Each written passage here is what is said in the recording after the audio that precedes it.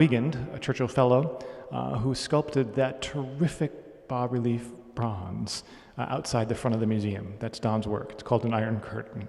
And the challenge that both Larry and Don had were they were working posthumously. Churchill could not sit for those portraits, and they had to create a Churchill image based on what the world knew of Winston Churchill. And they'll talk a little bit about that as we move forward. So, with further ado, these are the two sculptures. Don's on the right, left rather, and Julia's on the right. Julia, this is an image right now we're showing of another sculptor who couldn't be with us today, but it's Edwina Sands. She's the one who did the breakthrough sculpture of the Berlin Wall out spot. So Edwina is sitting between her grandfather, Winston Churchill, and FDR. And this is Julia in the same pose, and the sculptor. So do you want to talk us a little bit about how this came to be? He was a bit of a ham, I'm afraid. Can you hear me?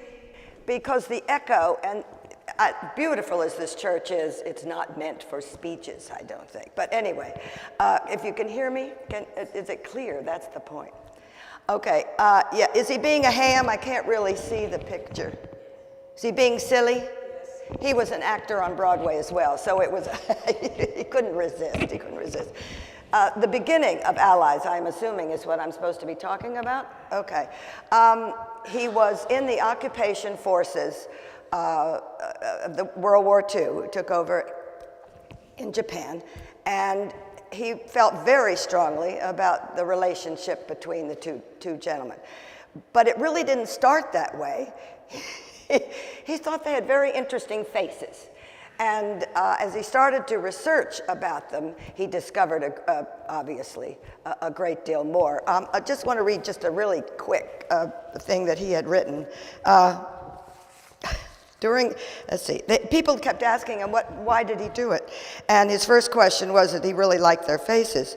But during the course of the war, over 900 communications passed between Roosevelt and Churchill. Despite, can you hear me? Am I okay? Too much of a reverberation? No? Okay. Despite their differing points of view, politically they became fast friends. Both had to overcome great opposition to getting into the war in the first place. Churchill had preached readiness all during the 30s and was laughed at and literally, as we all know, slowed down. Okay, I'll slow down. This is my sister, she keeps me straight. Roosevelt suffered not only a hostile Congress, but much of the country when he mentioned helping Britain, much less become actively involved. The Japanese invasion of Pearl Harbor settled the question. We still do not know if Roosevelt, this is my husband here, do not know if Roosevelt and Churchill suppressed advanced knowledge of the bombing so as to bring America into the conflict. Anyway. What we do know is that because of these two men, the Allies prevailed. And curiously, all of the German and Japanese people I've met, and he was in the occupation forces, are thankful for the outcome of that war. We all know it is not people who make war, but governments. I hope the Allies' monument, I hope the Allies' monument will serve to remind the great democracies of the United Kingdom and the United States of their long friendship and their responsibility to help the many countries that are struggling to attain that same precious balance of freedom and self-government. I found these notes when one of our last moves. We moved a lot. We moved 30 times in 3 countries. But anyway, he liked to move. And it is a very interesting how it all started. And it started with 2 interesting faces is how it started. And then he was an artist in residence at a school in Southampton, and he just started doing the little ones, the little tiny ones. And the kids just loved it. And one thing led to another, and he then made a quarter life size, and then he moved to Teeston, which is in outside of Maidstone, outside of London.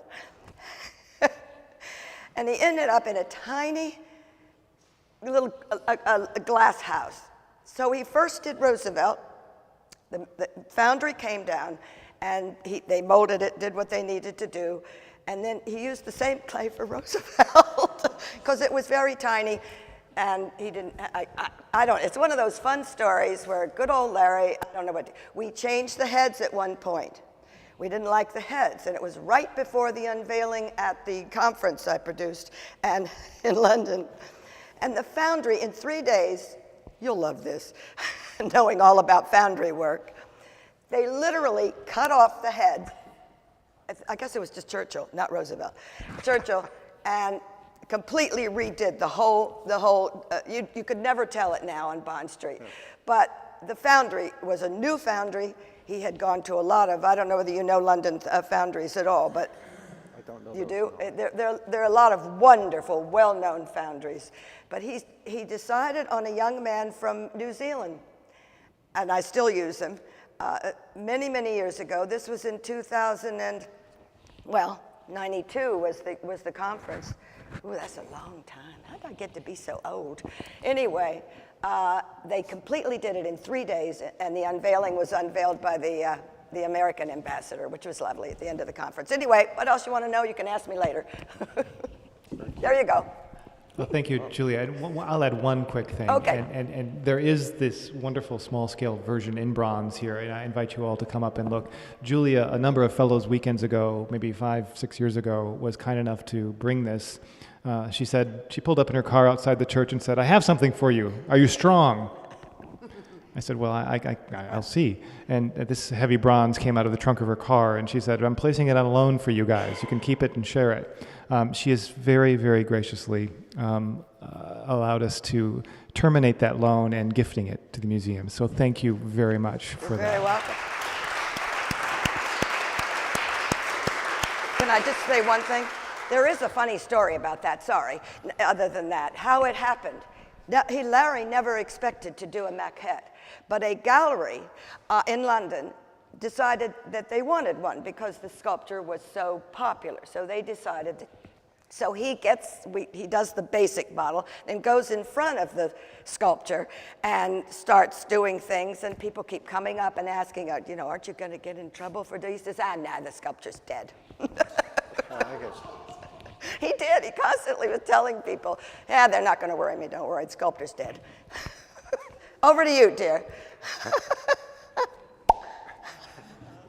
That's great stories. It is.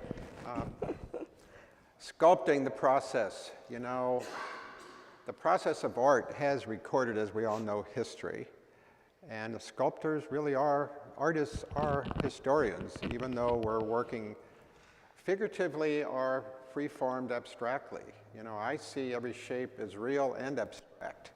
I see form.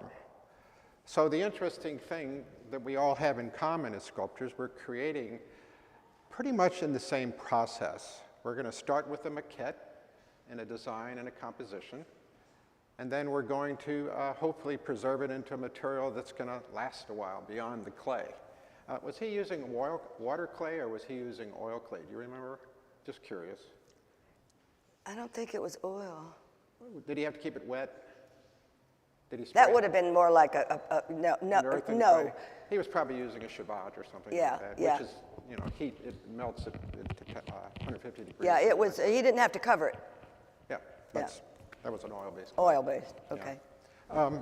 I have to see what I have here. Oh, there's a name there. Anyway, I brought some fun tools of torture with me to show you a few thoughts of process, but where's the first slide? What have I got there? I have to see. Oh, well, okay. First part of starting any project is composition. And of course, you have to be commissioned, hopefully, for the process. And I want to thank benefactor of the Churchill Museum in Westminster, Richard Mahoney, for all his support in this project and commissioning me to do this, which started the project. But he said one very important thing was in the composition, as Sir Winston was giving his amazing moment, The Iron Curtain has descended. You'll notice that in that original photograph, the position of his head and the arm. I'm going to do something in just a minute. I'm just functioning here so I can not fall off the stage. Composition, as Julia was talking about. First, now, I'm sorry this is so small, but it's basically my compositional study off of the original photo. But Mr. Mahoney and we all discussed the fact that for me to sculpt the portrait like that, which I could have done, wouldn't have been much of a portrait like this. His brow and chin would have just disappeared. So we decided to take two pieces from the same moment and put them together. Next slide, I think, is there. There we go. So what I did was I took from the same moment, I put two pieces together. We tried to keep the arm correct. It did change the dynamics a little bit of the piece, but it still made the moment. It captured the moment. So I could capture him with his head exactly in the same time frame, in the same position, in the same moment to start the composition. Next slide, please. There's a close-up of the portrait that was the primary use that I used. As Tim said earlier, and Julia, your husband and I both had the same problem. We had to work from people telling us, hopefully familiar faces like family, someone to help us, photographs, film footage, our souls, different things to be able to create this piece the same way that I did. Next slide, please. The famous Karsh portrait was definitely an influence in my piece, along with quite a few other photographs we captured. I was trying to get the entire essence rounded of the man. Next piece. Composition. The base actually is as much a part of the sculpture to me as the components of the figure and the way we cut the microphones and all the other pieces together to make the composition work. It's abstract, but again, as I said earlier, you know, artists, we think of things, sometimes we're in a position where, are you a realist or are you an abstract artist? Well, we're really both. We're dealing with shape, which is, we recognize this is real, but in a way, it's just as abstract as these beautiful trees are real and abstract. Is everyone gathering what I'm kind of saying? We're dealing with shape. So I would deal with a free form no differently than I would deal with a portrait of someone, dealing with shape. A soft shape next to a hard shape makes the soft shape look softer, makes this harder. Your husband did the same thing with the bench. They complement each other. Next, please. Armature. We started the armature with wood. I like to start that. Now, all sculptors have a different process. Now, the two differences here that we're doing is I'm using bas-relief technique. Lawrence used in the round, we would call professionally. Portraiture in the round. They're more than I don't like the word statue as much as I like in the round, because that's what this is. This is a depiction of life. There's movement in that piece. Next, please. One of the techniques I like to use is taking the photograph composition, and I have an interesting way of doing my bas-reliefs. This is Baxter Watson. If you're familiar with that great name, who was a fellow here, a great contribute to Westminster and the Churchill Museum, if you remember when Baxter took this famous photograph of Sir Winston and Truman when they were here, and he walked them to the seat. We lost Baxter a couple years ago. But I wanted Baxter to come and participate along with other fellows in Westminster groups here, to come and actually participate with their hands into the project. Next slide, please. So I had Baxter put the first piece of clay on the armature. There's something that's kind of, to me, fun about that. I like that participation. I think of myself as kind of the conductor waving the wand with all these amazing folks and instruments and talented people working with me and helping me do it. I couldn't do it by myself. As we use a foundry, as we use all this knowledge to create, it's not just about me. I'm just one participant. I'm translating and moving the wand so we can get through this. Next, please. Okay, that's the start of the clay. Starting to build up on the armature. Next, please. I had a full blowout, cutout of the cardboard, which is here. And what I would do is, different people have different ways of enlarging, and I thought I'd talk about that for just a fun second. There's a couple different ways that you can enlarge. I use kind of a technique where I take the photograph and put it in front of my clay. And this sounds kind of crazy, but it's kind of fun because I'll take this point system and I'll push it through the photograph. It's almost like I'm making a sketch. It's similar to how Michelangelo did the Sistine Chapel.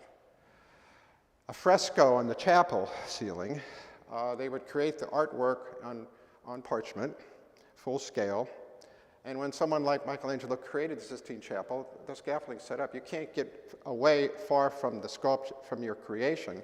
So you do the parchment, you create the wet plaster surface, you put the parchment on the surface. Right before you did that, you'd punch little holes along the drawing so that when you lay the parchment on the plaster, you dust it with a little charcoal, carefully take the paper down, and it leaves all these little dots where the original design was. I'm doing the same thing with my point. What I'm doing is going along the lines of the actual piece, which gives us a map to create the original piece. I'm trying to take the energy from everything I could. Anyone that knew Churchill, photographs, of course, and to translate that into the clay. I'm trying to wave the wand and do that. Next, please. This is a close-up of the portrait as it's being developed in bas-relief of all the different photographs I was using to work from different angles of trying to make sure that we could capture the entire essence of Sir Winston. Similar to what Lawrence had to do, study photographs, because we didn't have the great pleasure of having these people posing for us. So we have to figure it out. Next, please. I think, again, I mentioned earlier the significance of what your husband did, stopping a moment here with allies, and capturing history accurately. Nancy Carver, who is part of the Churchill Museum and fellow, found these original microphones, or I should say the same vintage microphones, in the Microfilm Museum up in Milwaukee. So we had those brought in so we could sculpt them. Nice. Again, I particularly, if I take on a historical figure like this, it's very important that it's accurate historically, to me. So we really use these to capture the microphones on the piece. Next, please. It was very important for me, and she did cooperate and come and actually put her hands on the clay. Edwina Sands, Churchill's granddaughter, I finally convinced her it's okay that she could touch my work. You know, it's hard with artists sometimes. Not everybody thinks the same way, I suppose. We all have our technique, but I like the fact that I want someone to touch it. I'm going to grab all the energy I can out of anybody, especially a Churchill descendant, to put their hand on the clay. It was an honor for me. So she actually came in, although it was fun because there were so many different folks, besides Mr. Mahoney and Rob, director of the museum at the time, and Edwina. One would leave, and I'd change it back to the other one. I'd have to go back to the first one or the second one, and they'd come back again. But it's kind of fun because we round about and actually get to something in the end where I feel like it's as comprehensive as I could do. Next, please. There's the clay, at least the component of that, to try to get that as close as I can before we start casting. Next, please. We're starting the mold. This is a silicone mold. I'm sure that's what the foundry did here to make a silicone mold, because, next, please.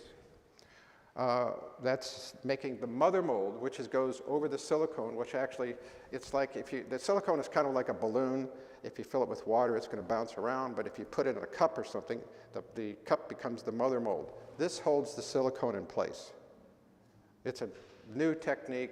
It's not a piece mold, which would have done centuries ago, but Lawrence would have used, that foundry would have done pretty much the same thing. They came down, yeah. Next, please. Waxes. In the silicone mold, we're going to do the lost wax Serre-Perdue technique, like again, most foundries are using. And we did this locally in St. Louis. I was lucky that I had a big foundry here. I'd love to be casting in England and London, but the foundry did good. And it was a lost wax technique. Next, please. That's the hand wax in the sand mold. So we're going to invest the wax into the mold, and that gets fired, leaving a hollow void where the metal's poured in. Next, please. Accurately, I find it very interesting that if you remember the photo of the original photo, around the podium here was a plant, Purple Heart, commonly known as Wandering Jew, which amazes me in 1946 that was the plant that happened to be around the podium, the displacement of how many people. It amazes me, the history of that. So we had 5 different leaf sizes, stylized, of course, to put together, to put the pieces together. In our sculpture, there's over 250 pieces putting it together. We cast everything separately. As you mentioned, that's what we do. We'll weld pieces back together, chase it, and finish it. Next, please. Of course, we had to capture the Churchill tie correctly. My piece is actually 3 levels of relief. The portrait itself is bas relief. Yeah. The microphones and in the hand is mezzo, which is a heavier relief. But it's kind of fun because I really like to get the depth in my relief work. So we used all 3, including full relief, which is the tie, the chain, and the leaves are full relief. They're in the round. Amazing. So we put them together. Next, please. That's the finished piece right before we delivered it here, with all the components together, welded together, and ready for delivery. Next, please. Installation, of course, setting the portrait itself in place. That piece probably weighed about 500-600 pounds, I guess. Not too heavy. Next, please. And then we're putting the microphones and the leaves in place. Next, unveiling. I love, it's kind of fun to pull a cloth. So we're having the cloth pulled. Next, please. Well, we unveiled. There it is. We're back somewhere there. Well, anyway, we actually unveiled it because it's here. It's here. And I thought I'd show you other thing real quick, just for fun. These are huge. I thought I'd bring my torture tools. These would be used more for 3-dimensional reducing and enlarging. If you're familiar with calipers, I thought I'd just show you how these work, because I'm sure your husband used calipers when he's creating this piece. Yeah, right. I didn't particularly use these. This is for a portrait in the round, a 3-dimensional piece. This is a more contemporary form of calipers. It's actually pretty handy for picking up trash, too. You can go along and but just to give, this is a 100-year-old pair from Italy. It's a wonderful pair that I inherited. Yeah. But I just thought I'd show you real quick. If we're doing a portrait of Julia, yes, and we were going to enlarge the portrait, one of the first parts that you take is a brow to chin measurement if you're capturing. Now this is actually set on a scale of about 2.5 times life size. So I would come in. Get all the chins, please. Oh, I'm just going for right here. No problem with that. So this would be your brow to chin measurement. Right. So this would be enlarged about 2.5 times. If I were going to reduce, I'd go the opposite way. Mm-hmm. So we do this to make a maquette. We come in this way, and this is 2.5 times smaller. That's really interesting. Thank you, That's ladies and very gentlemen, nice. for coming.